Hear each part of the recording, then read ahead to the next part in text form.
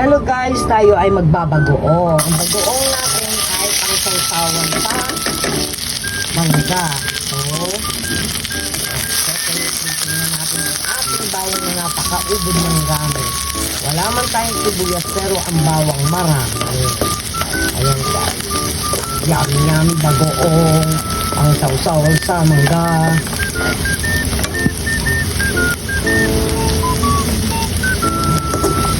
Ano lang natin siya, i-brown lang natin siya guys, diba? So tapos goods na hindi ko na siya lalagyan ng mga sahog, yung baboy, yung mga ganon, hindi na diretso na kasi pang sausaw lang naman sa mangga. Pwede rin ulamin kung gusto mo, pwede rin naman, depende sa pagluto kung masarap, diba guys? Antayin natin siya mag-brown guys. Tsaka natin lalagay yung bagoong. Napakiabot na yun. So i-brown lang natin siya guys ha. Yan. Diyos ko po. Yan ba kami sa bagoong?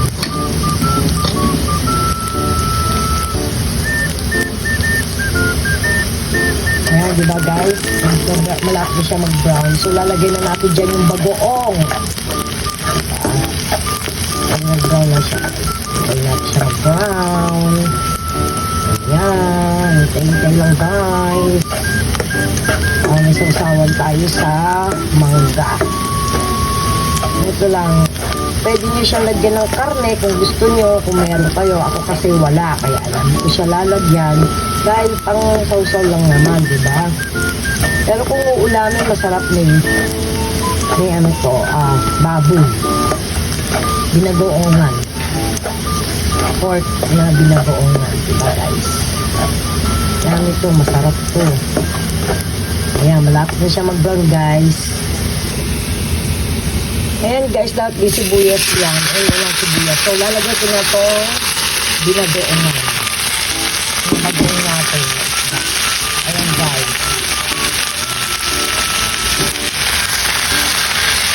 Ayan guys, yummy ito guys.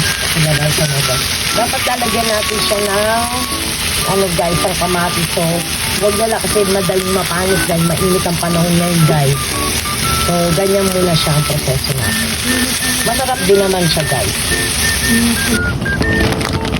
Ayan guys, lalagyan na ng asukal para medyo malamis-lamis ang ating bagoong. Ayan guys, tapos lagyan ng konting suka. Syempre guys, ayan, para hindi siya masyado malansa. Ayan, binagoongan natin. Bagoong pala, bagoong na. Pagkatapos guys, ito yung mangga natin. Yan ang gagamitan natin sa bagoong guys. Diba? Yummy mangga. Ayan guys. Marami kami kasing bunga niyan kasi po may puno po kami ng mangga. Ito po guys, ang puno ng mangga namin. Ayan po. Ang dami niyan guys. Ang dami niyang tanim. Ayun o. Makikita niyo. Ayan. Ang dami diba guys? Oh, yummy mangga, kaya kami gumawa ng bagoong. Ang ganda niya sa tuktok meron guys. Ayun pa oh. Kita niyo yan guys. Ayan oh. Oh, diba? Ang dami guys. Sarap niya mangga. Oh, diba? Ayan yung mga bunga. Meron pa sa mga tuktok guys kung gusto. Marami pa po siya. Ayun guys oh. Ayun pa po, oh, ay ang dami pala eh. Ayan oh. Ang dami palang bunga. Oh, ayun oh, tignan mo yun oh. Oh, tumpok. Lalaglag pa yung iba dyan ah. Oh, diba? Ang dami niyang bunga guys. Sayang. Nalalaglag lang. So, ipapakuha namin niya mamaya guys. Ayan na siya ang bagoong natin. Mamaya lalagyan na natin siya ng sili. Medyo matutuyo na siya guys. Ayan, so lalagyan na natin siya ng sili maya guys. Ngayon, ganyan lang ang tamang proseso. Tapos lagyan nyo pala ng bechin guys. Nakalimutan ko ipakita pala. Ang betchin. Konti lang guys na betchin. So, goods na yan. Maya-maya lagay na natin yung sili. Pwede nang pang sasaw sa mangga. Okay. Tapos guys, lagyan na natin ng siling labuyo. Ayan. Para siya umanghaw na konti. Konti lang nilagay ko guys kasi dito sa bahay ayaw nila masyadong maanghang. Gusto nila yung tama lang.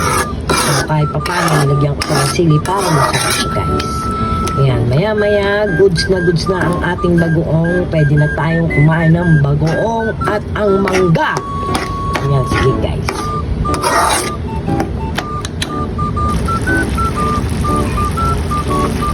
Okay na siya guys. Pwede na natin siya gawin sausawan sa mangga. Ayan, guys.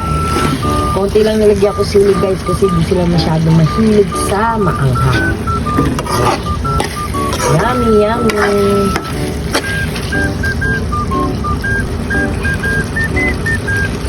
Thank you for watching guys.